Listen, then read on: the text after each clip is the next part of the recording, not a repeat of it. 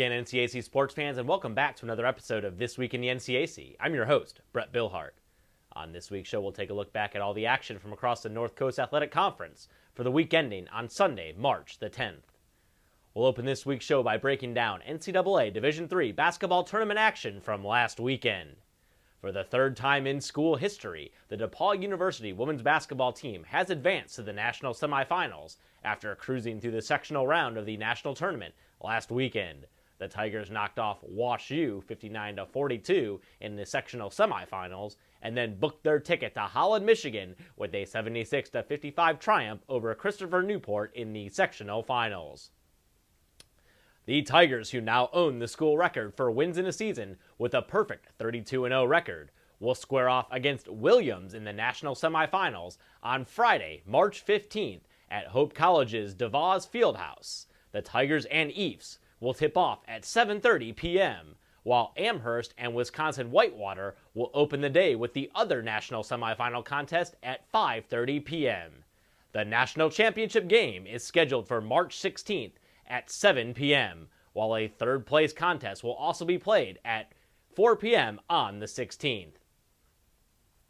In the NCAA Division III men's basketball tournament, NCAC squads went 1-1 in second-round games last weekend. Worcester cruised into the third round with an 80-54 victory over Dickinson, while Ohio Wesleyan saw its season come to a close with a narrow 84-81 setback against Cabrini. The Fighting Scots will now host Cabrini in a third-round contest this Saturday, March 16th at 7 p.m. in Timken Gymnasium. The game will feature the last two national runner-ups in Division III. The Fighting Scots do own a 2-0 record all-time against the Cavaliers, including a 94-77 victory over Cabrini in the 2011 NCAA sectional semifinals, also played at Timken Gymnasium. Turning our attention to the track, let's now look at action from last weekend's NCAA Division III Indoor Track and Field Championships. A total of 8 NCAC student-athletes earned All-American citations at the two-day event held at North Central College in Naperville, Illinois. Wabash senior Jake Waterman earned the national title in the men's 800-meter run to highlight all NCAC competitors at the meet. The senior, who also won the 800 title at the 2012 Outdoor Championships, became the first two-time national track and field champion in Wabash history after breaking the tape in a school record time of 1:50:30. Also earning All-America accolades from Wabash was sophomore Ronnie Postauer, who finished 5th in the 60-meter hurdles with a time of 8.22 seconds. Allegheny junior Bobby Over garnered an All-American citation in the 5,000-meter run after finishing the race with a personal best time of 14:32:09. And finally, 5 Ohio Wesleyan student-athletes left North Central as All-Americans, including seniors Emily Ambergy, Ethan Freet, Silas Joseph, Matt Martin, and sophomore Brian Cook. Ambergy earned her certificate in the women's high jump after finishing in a tie for 6th place with a leap of 5 feet 5 inches. Freet and Joliffe both won a pair of All-American citations as the duo finished 3rd and 6th respectively in the 400-meter dash, and then were joined by Martin and Cook on the 2nd place 4x400-meter relay that crossed the line second in 3:16:72. And we'll now head outdoors to the Diamond as 9 of the 10 NCAC baseball teams have opened their 2013 campaigns. Led by this week's NCAC Baseball Player of the Week recipient Kyle Hardiker, Kenyon posted a 6-1 record in Fort Myers, Florida last week. The Lords defeated Widener twice, Wilmington once, Mitchell once, and Salve Regina twice. Hardiker paced the KC offense with a .400 batting average, with 2 doubles, 11 RBI, and 3 runs scored.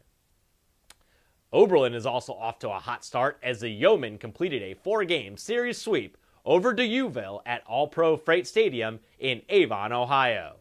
The Yeomen took games 1 and 2 on Saturday by scores of 10-2 and 14-2, but had to rally from early deficits on Sunday to record wins of 6-4 and 11-5.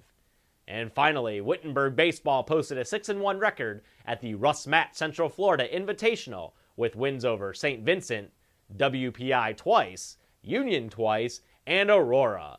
Senior pitcher Zach Fink garnered the first NCAC Pitcher of the Week honor for the 2013 season after compiling a 2-0 record in 2 complete game shutout performances. Fink struck out 7 and allowed just 3 hits to earn a 1-0 victory over WPI, and kept Union scoreless after striking out 2 and allowing 4 hits on just 54 pitches in 7 innings of work. NCAC baseball squads continue non-conference action this week, with numerous teams continuing spring break competition in Florida. We'll now analyze NCAC softball action from last week. Kenyon completed the first week of spring break action in Fort Myers, Florida, with a 9-2 record to tie the program's mark for the best start to a season since the 2001 team posted the identical record through its first 11 games. The ladies were led in the pitching circle by this week's NCAC Pitcher of the Week selection, sophomore Maddie Stark. Stark posted a perfect 5-0 record in 6 starts last week with a 1.06 earned run average. She struck out 28 batters and held opponents to a 179 batting average in 39 2/3 innings of work. Wittenberg is also off to a record-setting start as the Tigers posted an 8-1 record at the Gene Cusick Collegiate Classic in Fort Myers, Florida. Junior Katie Harrison was named the NCAC Softball Player of the Week after hitting .407 with 10 RBI. Her accolades also included a walk-off single in the Tigers' 4-3 victory over Newberry on March 7th. That victory avenged their only loss of the week as the Tigers dropped a 4-0 setback to Dominican earlier in the day. NCAC softball squads will also continue non-conference action in Florida this week. Let's now move over to the lacrosse field, first looking at men's lacrosse action. Denison junior Eddie Vitta scored 1 minute and 8 seconds into the third overtime to propel the 11th-ranked Big Red to a 10-9 over Haverford on Saturday in Pennsylvania. Vitta, who logged 3 total points in the victory, was named the NCAC Men's Lacrosse Player of the Week for his late-game heroics. Wittenberg was very productive on its spring trip to Clearwater, Florida, as the Tigers defeated Barry 14-4 and Clark 10-5.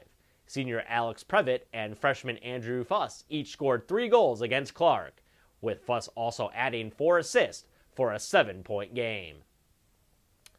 Ohio Wesleyan opened play last week with a convincing 13-3 triumph over Otterbein on Wednesday behind a 3-goal, 2-assist effort from junior Spencer Schnell, but the Battling Bishops came up just short on Sunday against perennial national power Salisbury by a 4-3 margin. North Coast men's lacrosse squads have a busy week ahead, with 2 games each on Tuesday and Wednesday, 1 on Thursday, 5 on Saturday, and 2 more on Sunday. NCAC women's lacrosse teams saw 7 of the 9 teams in action last week. However, only Ohio Wesleyan was able to come away with a win, as the Battling Bishops posted a 14-12 triumph over Otterbein on March 6th. OU senior midfielder Meredith Holy garnered the NCAC Women's Lacrosse Player of the Week laurels after netting 5 goals in the victory. Holy scored to put the Bishops ahead 11-10 with 14:47 left in the second half, and then added a key insurance goal with 2:10 left in the contest to seal the victory. NCAC Women's Lacrosse action also continues this week, with 2 games on Tuesday, 3 games each on Wednesday and Thursday, 2 more on Friday, and finally 2 on Saturday. And finally, we'll wrap up this week's show by taking a quick look at NCAC men's and women's tennis action from last week. The Wittenberg men picked up right where it left off last fall by posting a 5-1 record in Hilton Head, South Carolina. The Tigers reeled off 4 straight victories to jumpstart the trip against Misericordia, Penn State Barron, Wilkes, and Susquehanna. Wittenberg sophomore Ian Stryker garnered NCAC Men's Tennis Player of the Week accolades after posting a record of 4-1 at number 1 singles and a 4-0 doubles mark with junior partner Joe Mara. Wabash posted a 2-2 record on its spring break trip to Orlando, Florida. The Little Giants lost to Co to open the trip, but rebounded with a 9-0 victory over Barry and a 5-4 triumph over Clark, before dropping the final match of the week against Ohio Northern by a 5-4 margin. Kenyon, the top-ranked team in the nation, opened its West Coast spring trip to California with a 9-0 victory over Swarthmore. Sophomore Mike Razumovsky teamed with senior C.J. Williams for an 8-3 win at number 1 doubles, and later clinched the team win by taking the number 2 singles match by a score of 6-1, 6-2. NCAC men's tennis squads continue spring break trips this week, with Kenyon competing in California and Allegheny, Denison, Ohio Wesleyan, and Worcester competing in Hilton Head, South Carolina. And finally, in women's tennis action, numerous squads competed in Hilton Head over their spring breaks. Denison extended its current winning streak to 4 straight, with a pair of victories over Worcester 9-0 and Division I George Mason 4-3. Junior Kelsey Gepner earned NCAC Women's Tennis Player of the Week accolades after going 4-0 in competition, including a 3-set victory over George Mason's Maya Hicks to secure the Big Reds' victory over the Division I opponent. Oberlin knocked off Division II Ashland 7-2 last week, marking the Yo Women's first win against the yearly foe since earning a 6-3 triumph on February 28th of 2007.